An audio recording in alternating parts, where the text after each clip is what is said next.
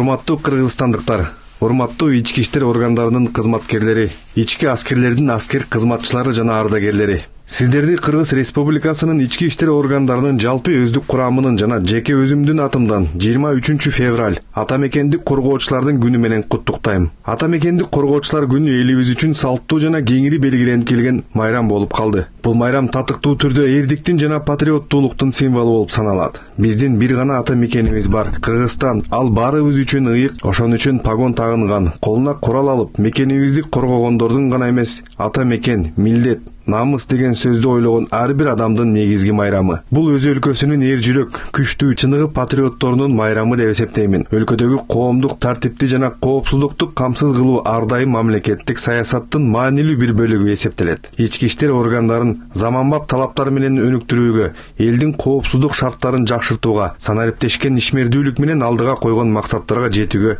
милиция кызматкерлери бардык күчүн жана тажрыйбасын жумшап, коопсуз мамлекет баскычына жетүүгө күжүрмөн аракеттерин жумшайт. Ички иштер органдарынын өздүк курамы Кыргыз элинин алдындагы мыйзамга жана антка каада салттарга урмат кылуу менен өлкөбүздөгү биримдик, туруктуулук жана тынчтык үчүн алдыга коюлган милдеттерди ар намыс менен аткара тургандыгына ишенемин. Бул биздин ыйык милдетибиз жана парзыбыз. Өз мекенин жан дилинен сүйүп, ага кызматын арноого багыт алган жаштарыбызды патриоттуулукка тарбиялоодо зор салым кошкон ардагерлер аталарыбызга, агаларыбызга таазим кылабыз жана терең ыраазычылык билдиребиз. Бардыгыңыздарга чын ден соолук, бакыт таалай бакубат жашоо каалайм.